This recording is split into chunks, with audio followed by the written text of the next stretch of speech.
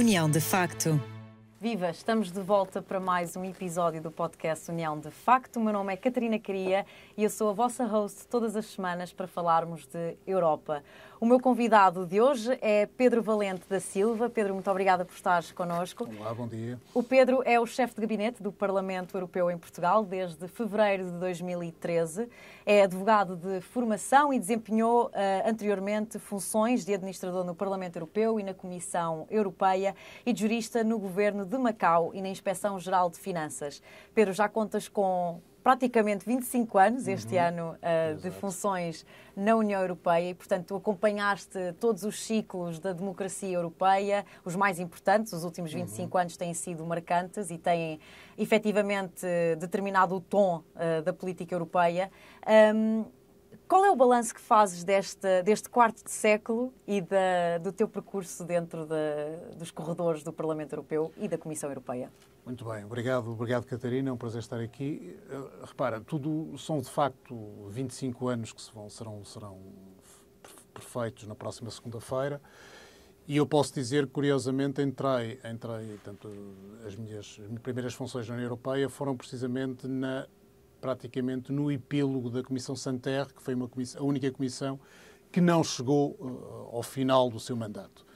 Foi uma comissão atribulada, houve ali algumas questões que tinham a ver com nomeações, havia acusações de nepotismo e, curiosamente, fazendo a ponte com o Parlamento Europeu na altura ameaçou avançar com uma moção de censura se a própria Comissão não tivesse a iniciativa de se demitir. E, de facto, a Comissão, inteligentemente, não é por uma questão provavelmente de pudor, decidiu avançar com a sua demissão antes de ver o seu facto consumado e de ser demitido. Obviamente, nós estamos a falar de 1999, portanto, estamos a falar do século passado, por incrível que pareça. Muito decorreu desde então. Tive também o privilégio de estar a trabalhar na Comissão Europeia, já em Bruxelas, quando Durão Barroso foi eleito Presidente da Comissão Europeia. Eu lembro-me de conversas entre colegas que havia quase um certo ceticismo e não achavam muito possível que houvesse um Presidente da Comissão Europeia que fosse português. Mas, enfim, na altura tinha havido toda aquela questão da guerra do Iraque, o facto de ter havido aquela cimeira nos Açores e foi a famosa fotografia dos Açores, e achavam que era algo que podia condicionar ou mesmo até impedir a sua nomeação e a sua posterior eleição, mas isso acabou, como sabemos, enfim, é a história, acabou por não acontecer, não é? E acabou até por fazer um segundo mandato e fazendo uma vez mais a ponte entre a Comissão e o Parlamento Europeu, onde eu tenho dividido a minha carreira nas instituições europeias. É muito curioso ver que durante esse período, e agora estamos a entrar nessa fase, ou estamos quase a entrar nessa fase, deu-se pela primeira vez aquela situação em que o Parlamento, no âmbito das audições dos comissários designados, acabou por recusar 2 comissários designados. Ou seja, o Parlamento tem esta prerrogativa, que não tem paralelo, digamos assim, se falarmos num sistema europeu, não tem paralelo, ou seja, portanto, os primeiros ministros designam os membros do governo e eles não têm que passar por uma avaliação prévia, digamos assim, dos parlamentos.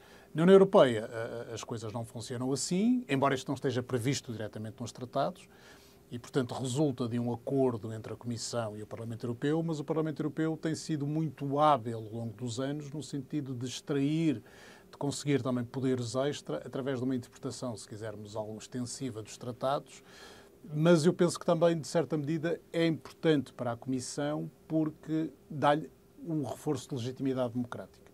Certo. Ou seja, portanto, o Presidente da Comissão, neste caso a Presidente da Comissão, em conjunto com os Estados-membros, define este corpo de pessoas que serão os comissários, escolhe os portfólios, não é, os seus pelouros, mas depois eles têm que passar por um exame prévio do Parlamento. E, precisamente, na primeira comissão de Barroso, tanto como Barroso I, em 2004, eu estava na altura na comissão e nós recebíamos os inquéritos, tantas perguntas que vêm do Parlamento Europeu, e há perguntas gerais, tem mais a ver com questões éticas, com questões de competência, de currículo vitae, e depois há questões específicas sobre os vários pelouros.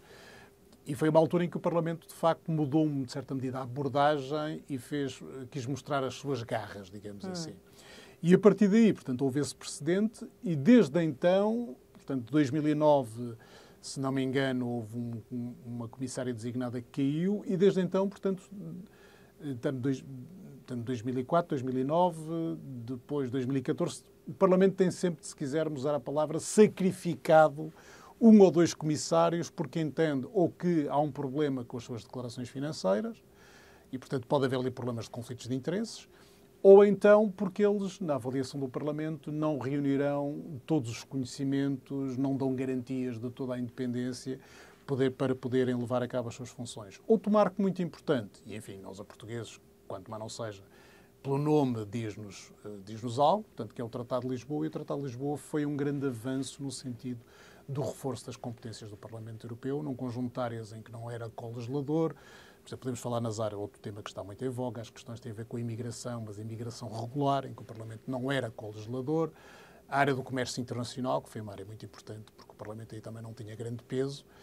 E, curiosamente, ou talvez não, a Comissão do Comércio Internacional, que era assim uma espécie de comissão de segunda categoria no Parlamento Europeu, passou a ter um grande peso.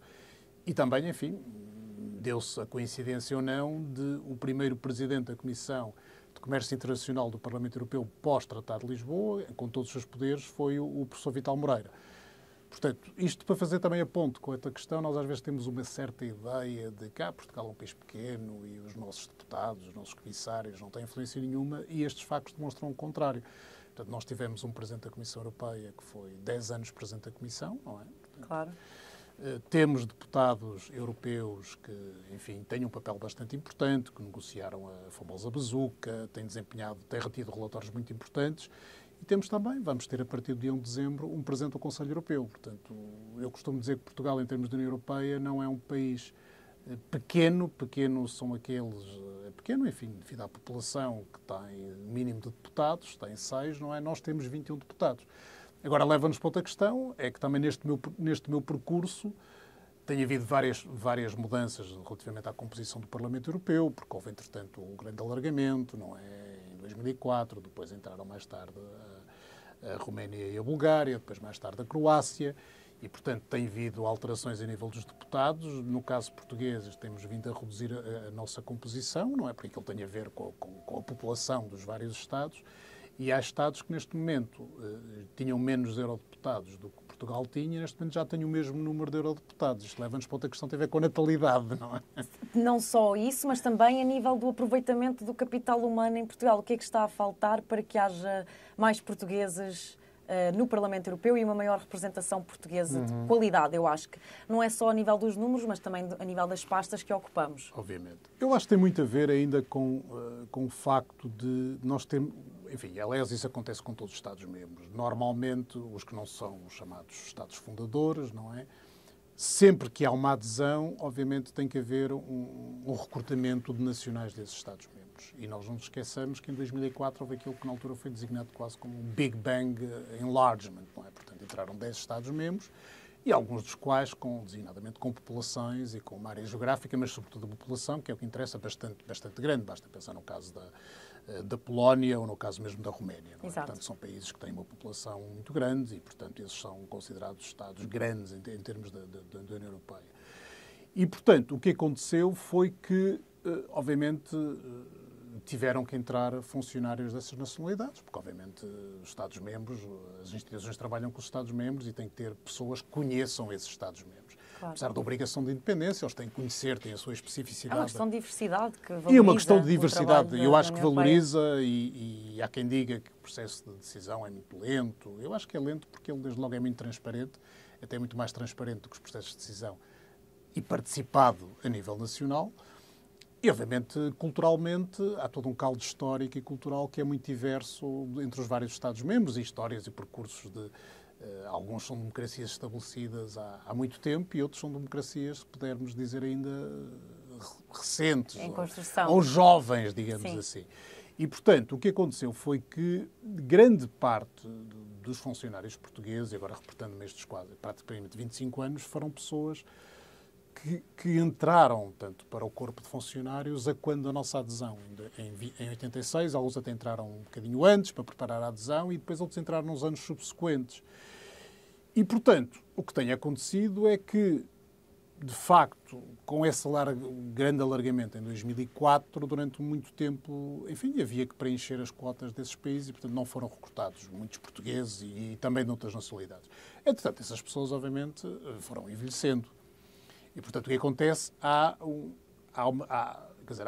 Eu conheço vários colegas portugueses que, entretanto, se reformaram e, como tal, portanto, não tem havido uma substituição grande, mas, felizmente, eu diria que houve uma percepção por parte das entidades políticas de que isso, de facto, era um problema. Talvez uma percepção, estou a falar das entidades políticas nacionais, talvez uma percepção já algo tardia, mas porque, obviamente, não obstante essa percepção, ou melhor, essa obrigação de independência, lá está, como já assinalamos, tem a ver também com o conhecimento dos Estados-membros em questão.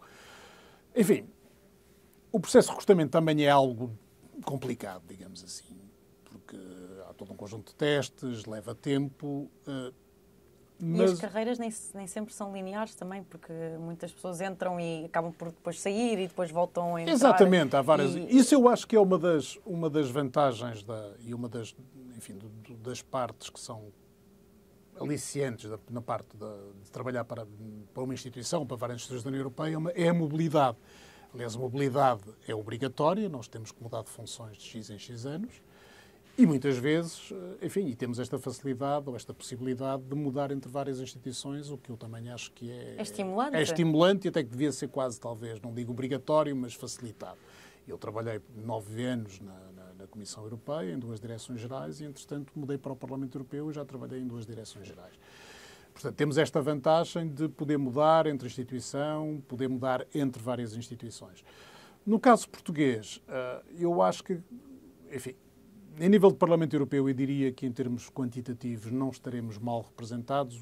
Do que tenho lido e da minha experiência, eu acho que o problema principal a nível da Comissão Europeia é que também é a principal entidade empregadora ao nível da União Europeia, não é? Portanto, é a instituição que tem mais gente a trabalhar.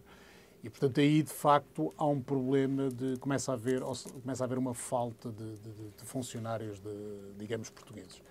Agora, o que eu costumo dizer é que as carreiras continuam a ser interessantes do ponto de vista não apenas remuneratório, do ponto de vista das condições de trabalho, temos um bom seguro de saúde. E depois... Desculpa, deixa-me só interromper. Estava aqui a pesquisar, são 32 mil o número de trabalhadores, de funcionários para a Comissão Europeia. Exatamente. Portanto, é um universo. É um universo, mas compararmos, por exemplo, com a Câmara Municipal de Paris, que acho que terá quase 100 mil funcionários, de facto isso não é muito. Portanto, aquele mito que há, às vezes há um certo mito, que o peso administrativo tecnocrático, sim, é brutal. Portanto, isso não chega sequer, salvo erro, a 7% do orçamento europeu. Portanto, o peso, digamos, da estrutura, que não tem a ver só com convencimentos. Mas, portanto, não chega sequer a 7% do orçamento europeu. E, portanto, estamos a falar designadamente aqui em todo o esforço que é necessário para haver a tradução dos documentos oficiais, não é? Tudo que é legislação tem que ser traduzida nas 24 línguas oficiais e depois os próprios custos da interpretação, porque, por exemplo, no Parlamento Europeu, os deputados têm o direito de se exprimir na sua própria língua. E, portanto, obviamente, isto tem. Agora, eu acho que pode ser visto como um custo ou então pode ser visto como algo que favorece a transparência e algo que permite que os cidadãos possam seguir de forma mais atenta os trabalhos das instituições europeias, designadamente do Parlamento Europeu. Portanto, eu acho que a questão aí acaba por ser, de certa medida, uma falsa questão, porque nós sabemos, eu não sei exatamente quantos funcionários terá a Câmara Municipal de Lisboa, mas, enfim, devem ser uns bons milhares, não é? E provavelmente, e já não falo sequer nos ministérios. Portanto, aquele número que à primeira vista pode parecer um absurdo. Não nos esqueçamos, por exemplo, que em todos os Estados-membros há, por exemplo, uma representação da Comissão Europeia e um gabinete do Parlamento Europeu e, para além disso, a União Europeia tem delegações, ou seja, simplificando, embaixadas em quase todos os países terceiros. Será que pode explicar-nos qual é o papel desses gabinetes e dessas representações? Eu diria que nós temos um papel essencialmente duplo. Quer dizer, de certa medida, nós funcionamos como uma embaixada no sentido que vamos fazendo um acompanhamento da evolução da situação política, económica e social nos respectivos Estados-membros. Eu posso dizer que em Portugal não nos aborrecemos, porque ao longo destes anos já tivemos vários governos, de várias composições, tivemos, enfim, uma intervenção, tivemos um programa de ajustamento, não é? Portanto, depois tivemos a saída do programa de ajustamento. Enfim, portanto, tem havido, digamos, muitos episódios que merecem relato e, portanto, eu acho que é um país onde a atividade política e a própria comunicação social seguem intensamente a atividade política. E, portanto, isso faz com que nós façamos estas atividades de reporting, não é? Portanto, fazemos, aliás, para além de ocasionais, coisas ad hoc, imaginem que há uma demissão do governo de um momento para o outro, há uma remodelação, enfim, portanto, isso fazemos de maneira ad hoc, mas depois, para além disso, enviamos um documento todas as semanas, que é enviado diretamente à Presidente do Parlamento Europeu, no qual, portanto, os 27 gabinetes do Parlamento Europeu fazem, portanto, um relato daquilo para a que... Roberta Metsola. Exatamente. Okay. E eu posso garantir-vos que ela lê aquilo, porque quando faz as visitas a Portugal, ela mal chega ao aeroporto, faz sempre 2 ou 3 comentários e, portanto... Ainda recentemente tivemos a Presidente do Parlamento Europeu. Exatamente. Aliás, ela gosta da imagem de outro Presidente do Parlamento Europeu. Eu diria que tem quase uma relação especial com Portugal. Tivemos também o Presidente Schulz, que também era um apaixonado por Portugal. Quem não? Exatamente. E que veio cá imensas vezes. A Presidente Metsola também tem vindo cá muitas vezes. Eu posso dizer, sem memória não atraiçoa, que já veio cá 4 vezes em visita oficial, o que, portanto, tendo em conta que ela começou o seu mandato em janeiro de 2022, não nos podemos queixar de falta de interesse. Depois, isso também é outra componente, não é? Sempre que nós temos uma visita presidencial, estamos envolvidos, obviamente, na definição da agenda. Os encontros são sempre ao mais alto nível, não é? Encontros com o Presidente da República, encontros com o seu homólogo, que é, neste caso, o Presidente da Assembleia da República, encontros com o Primeiro-Ministro, muitas vezes com o Ministro dos Negócios Estrangeiros. Portanto, há aqui todo um trabalho de preparação. As comissões parlamentares também visitam Portugal. Ou seja, nós tivemos, sobretudo, uma fase de visitas muito intensas, quando foi ali o período final do programa de ajustamento. A Comissão de Economia e Assuntos Monetários vinha cá com muita frequência, mas continuam. Eu diria que o facto de Portugal, de certa medida, ter-se tornado um país da moda, também fez com que os atores políticos talvez prestassem um pouco mais de atenção, não é? E, de facto, nós temos muitas visitas de comissões parlamentares e, portanto, elas vêm, pode ser os transportes. Estou-me a lembrar, por exemplo, do Fórum Social que aconteceu no Porto penso que foi o ano passado, exatamente, em 2023, e, portanto, vieram acompanhar, no fundo, o que é que se tinha passado desde o pilar, quando foi adotado o Pilar Europeu dos Direitos Sociais. Portanto, há muitas comissões que vêm cá, nós preparamos o trabalho, estamos presentes nas reuniões, portanto, prestamos todo o apoio, não apenas em termos de briefings, mas também logístico. E depois fazemos um trabalho, que é, digamos, a grande especificidade dos gabinetes, que é dar palco, digamos assim, aos eurodeputados portugueses. Nós organizamos, ou nós mesmos, ou cada vez mais com outros parceiros, designadamente universidades, algumas associações económicas e empresariais, sindicatos, muito uma comunidade que existe, que é os Unidos.eu, portanto, que é uma comunidade de voluntários, tanto que, enfim, discutem, reúnem, organizam atividades para discutir a União Europeia. E, portanto, organizamos todos estes eventos. Tivemos uma iniciativa que foi um desafio em conjunto com a Associação Portuguesa de Centros Comerciais e organizamos todo um conjunto de debates em centros comerciais. Nós sabemos que os portugueses adoram centros comerciais, não é? Portanto, e fizemos, enfim, eu penso que fizemos entre 2023 e, digamos, até abril de 2024, depois tivemos que parar por causa das eleições, das campanhas eleitorais, fizemos, salvo erro, 13 debates. Portanto, deu uma média mais ou menos de um por mês. Norte a Sul. De norte a sul, só não conseguimos ir aos Açores, na altura houve uma complicação de última hora, mas estivemos, por exemplo, na Madeira, estivemos de norte a sul, e foi uma iniciativa muito, muito interessante, porque é um espaço mais descontraído, e, portanto, a nossa ideia era que os deputados explicassem o que faziam, porque continua a haver, apesar de todo, um certo desconhecimento de qual é o papel dos deputados europeus, mas fazê-lo de uma maneira informal e permitindo que a audiência pudesse colocar perguntas. E nós já tínhamos tido uma iniciativa semelhante há uns anos atrás naqueles espaços da FNAC, onde eles organizam concertos, apresentações de livros. tínhamos feito isso e tinha resultado bem. Entretanto, tivemos este desafio por parte da Associação Portuguesa dos Centros Comerciais e foi muito interessante porque, de facto, há pessoas que se deslocam propositadamente e há outras que estão a passar e apraz-nos verificar que muitas vezes até chegam, aproximam-se e acabam por ficar até ao final do debate. Certo. Os debates normalmente têm que duração? Nós sabemos que hoje em dia a capacidade das pessoas, dedicar essa atenção é bastante reduzida, não é?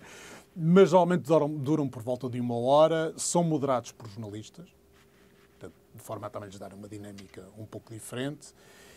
E nós filmamos aquilo, depois também pode ser fazemos extratos para poderem ser vistos nas redes sociais, mas foi uma iniciativa que correu muito bem e que nós estamos a ponderar continuar nesta nova legislatura. Outra grande iniciativa que nós temos são as escolas embaixadoras do Parlamento Europeu.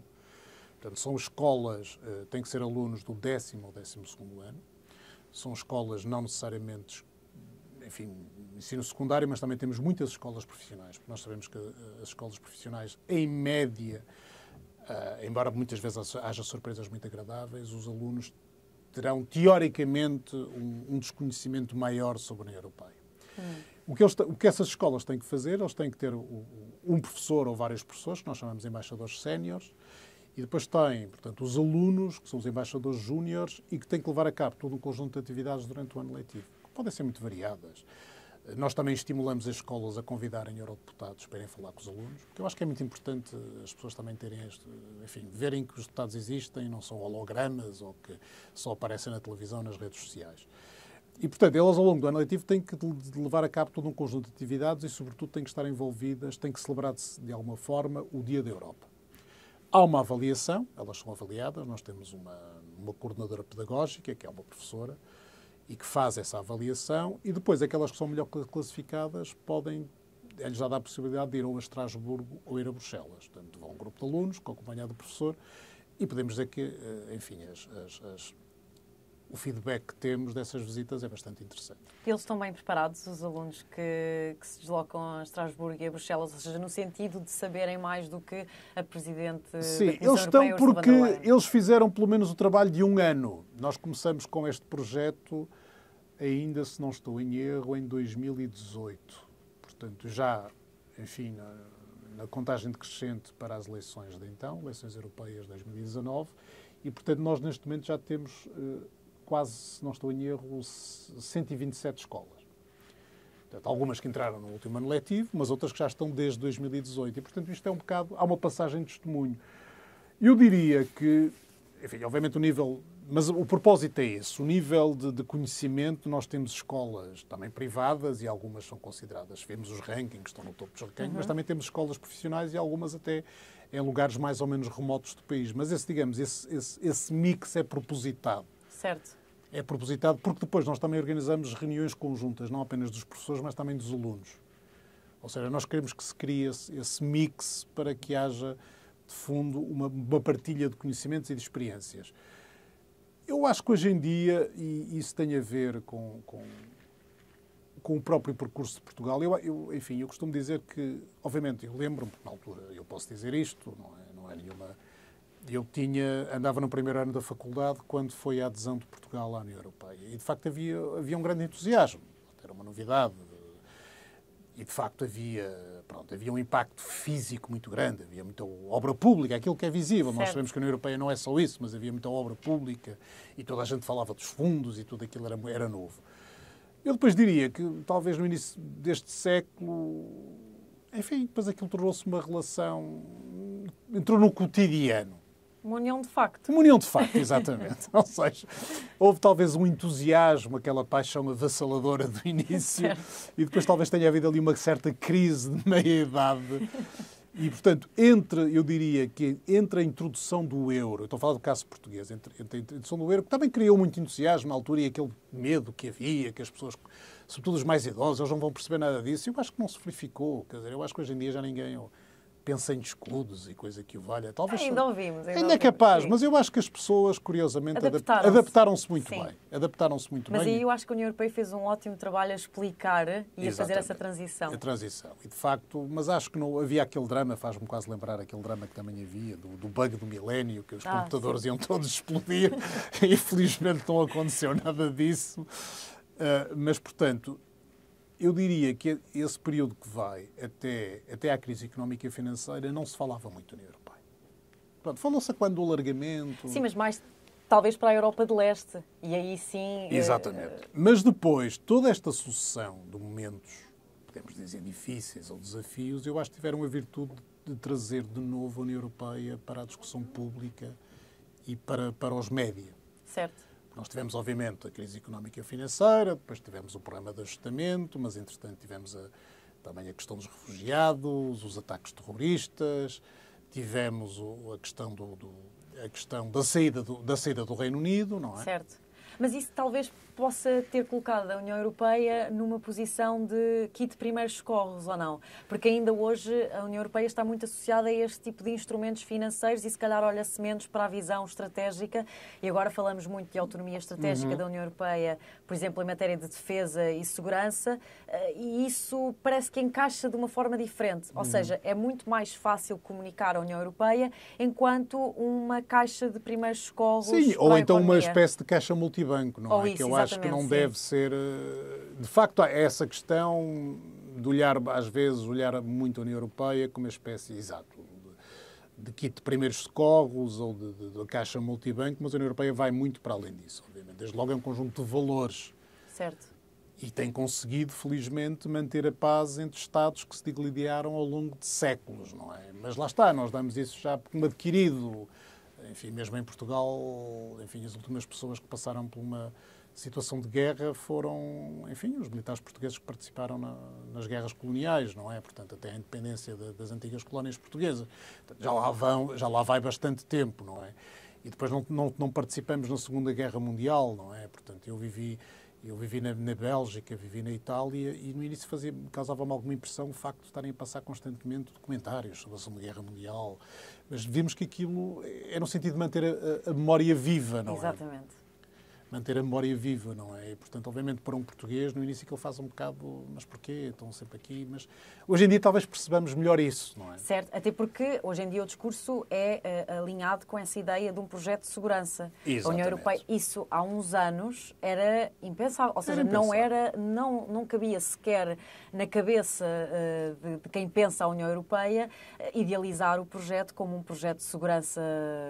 Não, porque isso também não era uma prioridade. Sim, havia quase, se quisermos, também uma delegação mais ou menos implícita na NATO, não é? Exato, portanto, o vizinho, portanto era a NATO incluído. Resolvia, Exatamente. obviamente sabemos que com a eleição de Trump para Presidente dos Estados Unidos, aí houve o primeiro toque de alarme, não é? Com as declarações mais ou menos excêntricas, não é? Que ele fez. E agora estamos na vésperas também de uma eleição americana. Tudo isso foi, de certa medida, precipitado e, obviamente, pela invasão por parte da invasão da Ucrânia pela Rússia, não é? Certo. Que, de facto, é a primeira vez, não é?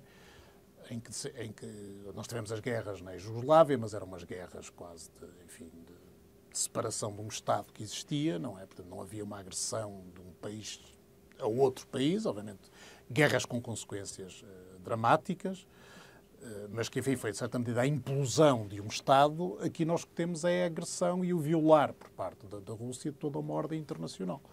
Portanto, assenta em regras e, portanto, aqui voltamos um pouco quase ao espírito pré-Segunda Guerra Mundial, tentar mudar as fronteiras pela via das armas. Aí, felizmente, a Europa sabemos que tem reagido e tem mantido uma posição de unidade. Sabemos que muitas vezes é difícil aprovar as sanções, porque sabemos que há um Estado, pelo menos um Estado, que tem sempre estados de alma grandes. E depois isso leva-nos a outra questão, que é a forma como é tomado o processo de decisão. E o processo de decisão, as matérias das relações externas continuam, sobretudo, na esfera de soberania dos Estados-membros. E para tal é preciso unanimidade. E, portanto, basta que um deles tenha reservas ou não esteja de acordo. E nós conhecemos um deles, a Hungria. Nós conhecemos um deles que é bastante ativo e que, neste momento, até tem a presidência da União Europeia e, portanto, o respectivo primeiro-ministro estará no Parlamento Europeu na próxima semana, em Estrasburgo. Eu acho que vai ser um acontecimento interessante de seguir. Ele vai apresentar o programa da presidência grega do Conselho.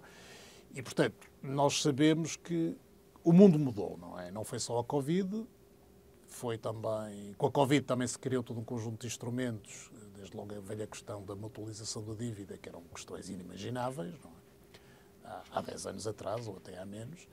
E agora temos na mesa, designadamente, a questão da segurança. Agora, eu acho que nós temos que discutir seriamente, e acho que os políticos, sejam os políticos europeus, sejam os políticos nacionais, não podem continuar, porque de facto os desafios são tão grandes, não podem continuar um bocadinho com o famoso business as usual, não é? Portanto, nós temos a questão do alargamento e temos de facto que tomar uma decisão mais cedo ou mais tarde, sabendo que vai ter impactos, não podemos só pensar no dinheirinho, porque se houver alargamento depois vamos perder. Enfim, não temos necessariamente de perder, temos também que discutir se o orçamento, tal como existe, que é 1% do PIB dos 27 Estados-membros, e que nós achamos que já faz milagres, não é? Quer dizer, isso manifestamente é pouco, não é? Certo. Manifestamente é pouco. Sobretudo se nós temos que avançar nessa área da defesa e da segurança. Como é que vamos financiar isso? Porque isso tem despesas, não é? Exatamente, claro que sim. E, portanto, eu acho que temos aqui uma janela de oportunidade, infelizmente, que foi desencadeada por uma guerra de agressão, mas para discutir essas questões. E assim se passaram 25 anos. Exatamente. Pedro Valente da Silva, muito obrigada por estares connosco esta terça-feira. Já sabem, todas as semanas um olhar crítico, informativo e simplificado, como eu gosto de dizer, sem tretas e sem gravatas, para a União, de facto. Obrigada.